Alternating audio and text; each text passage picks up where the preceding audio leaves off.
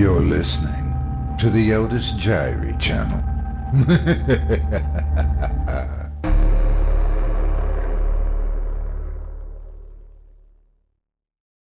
Not All Psychics Are Frauds by JASPER DEWITT, performed by Otis Jiry. Last year, I went to see a psychic for the first and last time.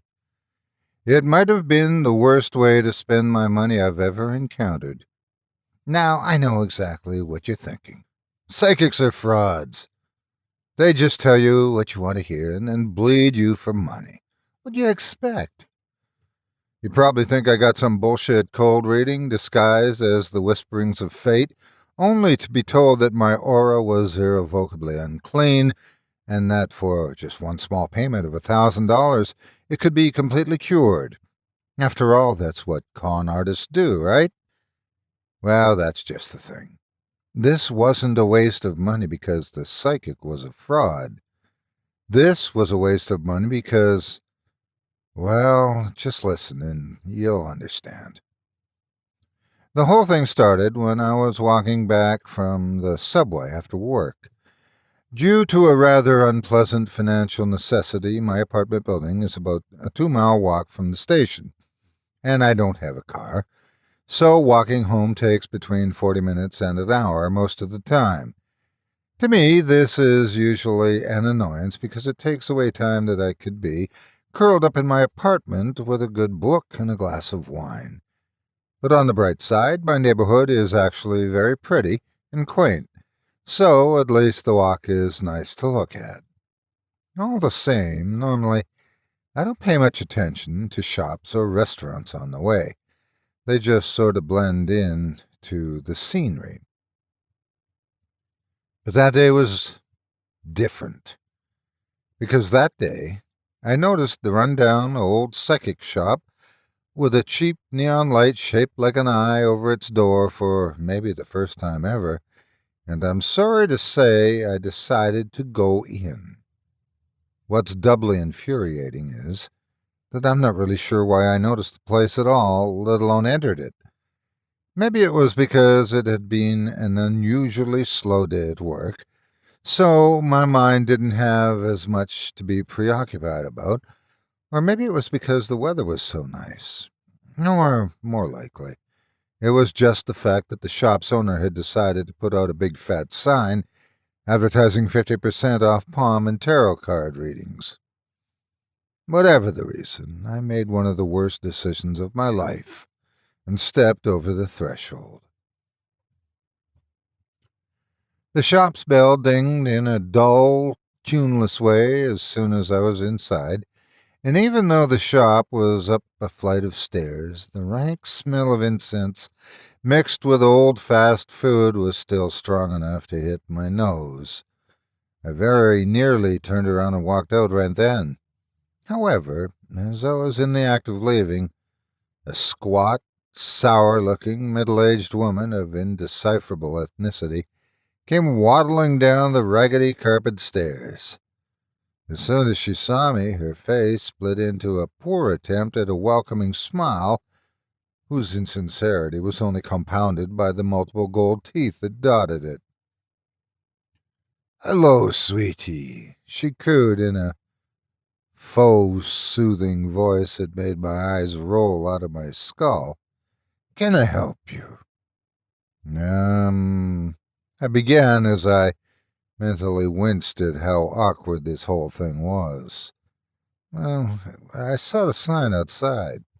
"Oh, yes," said the woman, bustling over to me and taking me by the hand. "And what sort of reading were you looking for today? Palm is $10, tarot is $25. "Oh, I don't think... well, that is... Thank you, but I better go." "Nonsense," she said, seizing my hand in a surprisingly strong grip. "Something in the energies brought you into my shop today. I can feel it. I can tell you what, dear, why don't I just give you both readings for around $30? I don't do that for just anyone, but you seem like someone really special." It was one of the more ham-fisted sales pitches I'd ever encountered, but I'll admit I've always been a sucker for new experiences, and shelling out $30 just meant I'd have to skip one drunken happy hour that week. So I said yes. The woman beamed, or rather, her mouth split wider, since I'm not sure her face was really built for the whole smiling thing. "Excellent! Come on up with me," she said cheerily.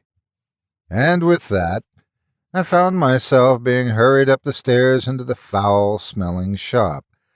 However, I didn't get much of a chance to look at the dust-collecting manuals on Reiki healing, or the giant chart showing different chakras, or the multiple plastic vats of different colored crystals contained therein, because the woman had hastily shepherded me into a side room where the smell of incense was so overpowering that it completely drowned out everything else. There I was unceremoniously dumped into a moth-eaten floral armchair next to a small, rickety wooden table. The woman took a seat across from me and reached out her hand. "Now, first of all, what is your name?" she asked. "Emily." "Hello, Emily. My name is Josie," she said. "Now, may I see your palm?" Admittedly, I have no room for comparison, but I'm pretty sure that what followed was substandard even for hoax palm readings. A fortune cookie would have been more informative about my future, and a self-help book written by a homeless person probably would have offered more useful advice. But the sheer uselessness of the information gleaned from the reading isn't the only reason I pass over it. I pass over it because the really relevant stuff only happened when Josie pulled out her worn tarot deck. If the palm reading had been laughably unspecific, then the tarot reading was bewilderingly specific, albeit mostly in unverifiable ways. For instance, I was told to watch for a man 5 years my senior, whose name began with M, because he could very well end up being as my soulmate. Further, I was told that the month of November would be a period of great turmoil for me, though in retrospect, given this happened during 2016, this was actually a pretty solid prediction for me and millions of others.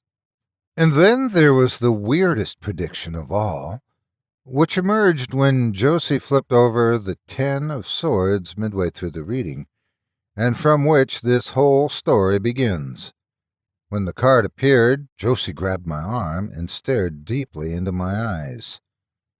"Beware the man in the red brick house with the blue door on Winston Drive," she intoned solemnly.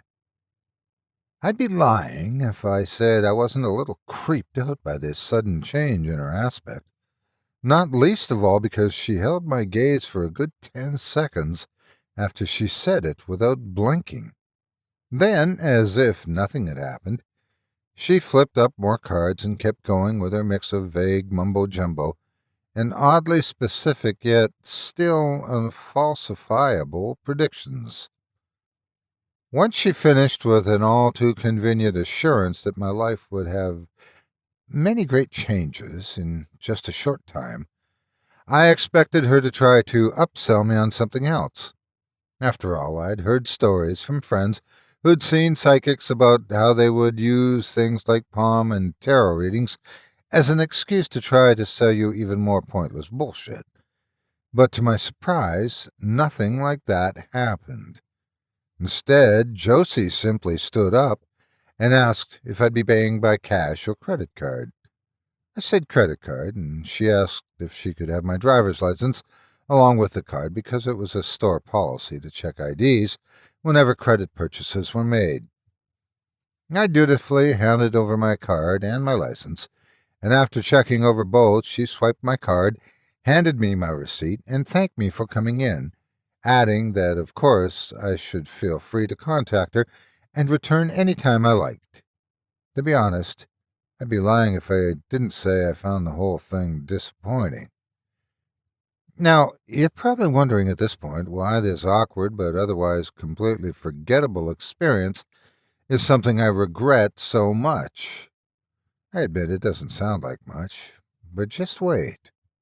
So, just over 2 weeks after my encounter with a psychic, whose powers I thought were an obvious hoax, I ended up bar hopping with some friends from work on the weekend.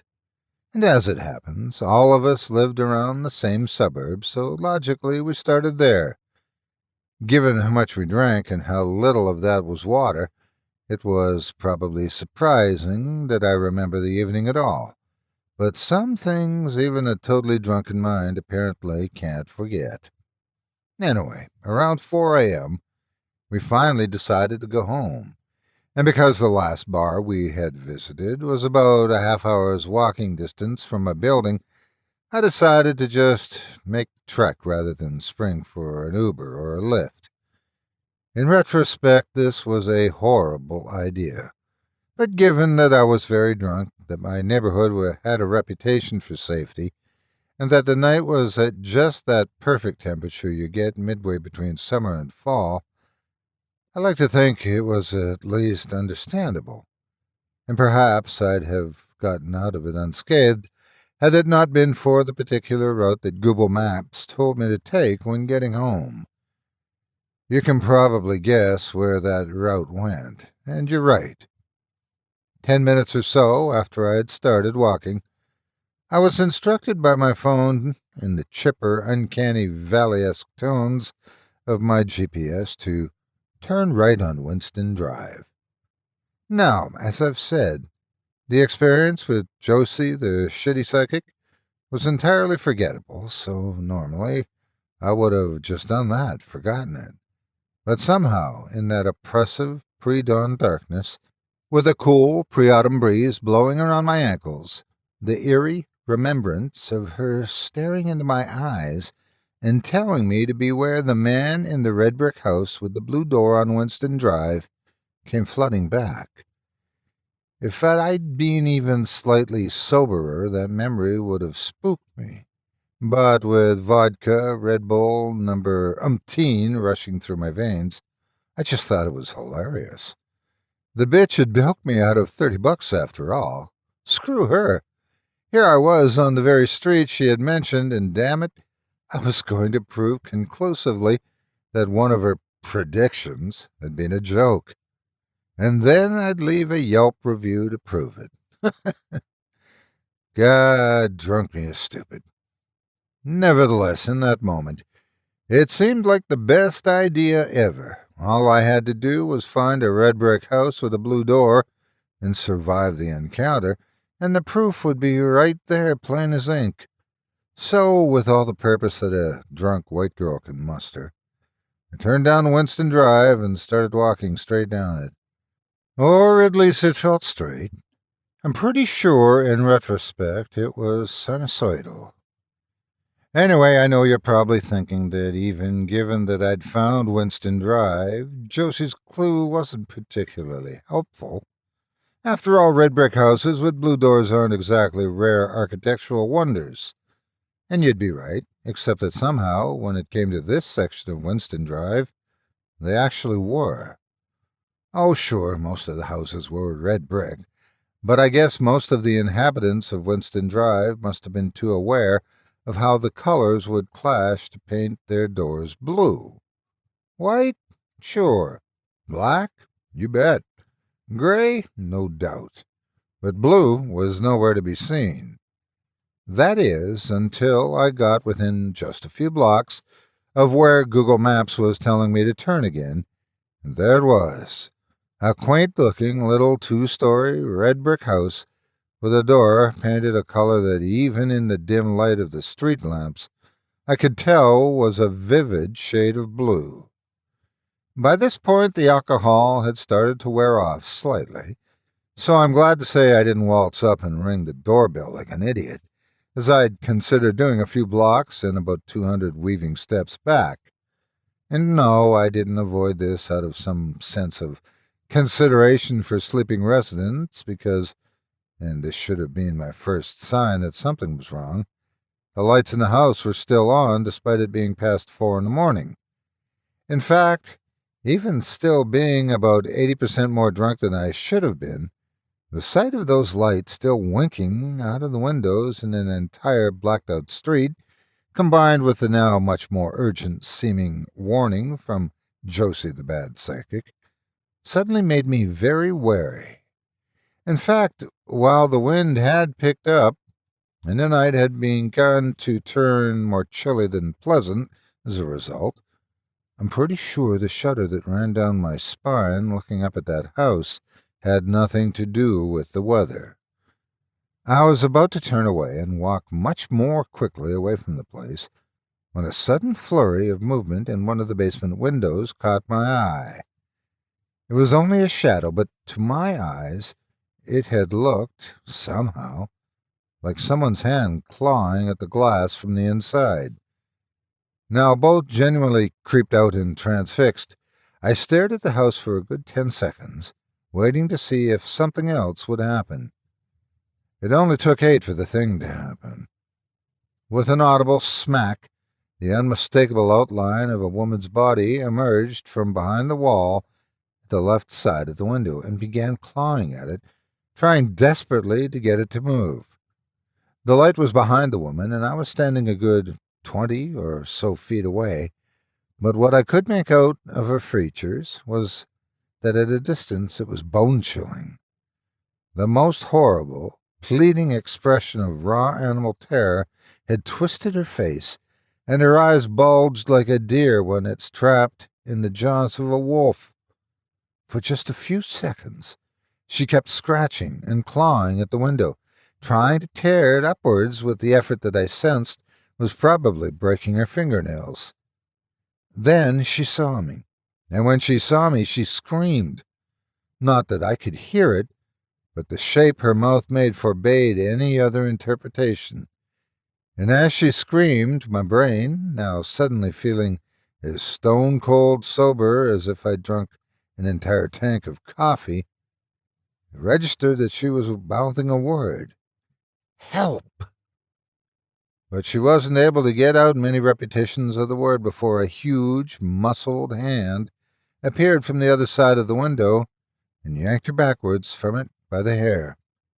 At that moment, I made perhaps the worst decision of that night. I screamed, too. It was reflexive, and I clapped my hands over my mouth almost immediately after it happened. But the sound was so high and keening that anyone could have heard it. And someone did, because a fraction of a second later, the hulking outline of a man appeared at the window. He must have seen me because he vanished only a moment later. I was still frozen in shock and didn't quite know what to do, until I heard the sound of that blue door scraping outward and saw the huge, beefy hand pushing it. That snapped me out of my stupor immediately, and I ran. I ran desperately, like a hunted animal, not pausing to look back or listen. Worse than this was that I didn't need to look back or listen. Within just a few seconds of my sprint, I heard the ragged, angry, grunting sounds of breath being drawn behind me and the heavy footfalls of someone unimaginably bigger, stronger, and more malevolent than I could ever be implacably catching up. I quickened my pace and ran down on any street I could, but it seemed to do no good.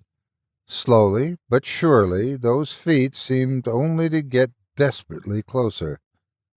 Then a sweaty, gasping paw of a hand swiped my hair, and I panicked. I screamed like a banshee, with a volume and pitch so high it should have broken every window in every house around me. And even if that sound may or may not have reached the ears of the residents of those houses in time, it reached an audience far more attentive and, in the moment, far more helpful. All at once, the silence of the entire neighborhood around me was shattered by the barking and howling of dogs, and with it, the blessed sights of lights in windows popping into life like Christmas lights draped across the sky. I heard the sound of swearing from a deep, oily, rasping voice, and suddenly the oppressive sense of proximity from the creature behind me and the dreadful pursuing footfalls stopped. But I didn't. I ran all the way home, and as soon as I slammed my apartment door shut and locked every door, everyone that I could, I called the cops and told them what had happened and what I'd seen and experienced. To their credit, despite the early hour, they responded immediately. I suppose you can guess at what they found in the red brick house with the blue door on Winston Drive. Clothes, jewelry, and the bodies of numerous unfortunate women, as well as one terribly frightened and horribly physically abused live woman. She told them that the man in the house had kept her captive and, between raping her, had branded her every night with an iron shaped like a sword. There were 3 such scars on her when they found her, but on each of the corpses there was one consistent number. 10. Just like the card Josie had seen when she warned me about the man. And no, by the way, they haven't found him yet, which is a fact that gives me nightmares more than anything else that has ever happened to me. Now, you might think that this experience convinced me that Josie had a genuine gift, despite her apparent inability in most areas as a psychic. But it hasn't, and it hasn't because of a very simple fact. You see, the driver's license I'd shown Josie when I paid her with my credit card, while it was still current, had been issued a few years back. In fact, it had been issued when I lived in the same city but at a different address. I mention this only because when the police called me in for questioning, and I told them about what had happened with Josie, they asked to see my driver's license as well. At first I didn't understand when the officer's face went the color of stale oatmeal upon seeing it. But then he told me the other thing that haunts me to this day. My address was the exact one that the girl they'd rescued was living at before she was kidnapped. They never found Josie yet either, but they raided her shop the next day and found an entire ledger of stolen credit cards, driver's licenses, and social security numbers stashed in the very back room where she'd done my readings. Which means that now it's obviously, terribly obvious, what was really going on. Josie was using our driver's licenses as a means to send her accomplice targets. The only reason she told those same targets about the house on Winston Drive was so that the ones who might escape through coincidence, like me, might possibly be drawn back if they happened to cross it. Once we were out of her way, her accomplice would have his fun, and she would have our personal information to abuse as she wished until it became suspicious. So now you understand why, despite what seems like clear evidence of a genuine psychic, I'm never going back to see any of the breed again. Because it's true that not all psychics are frauds, but some are something much, much worse.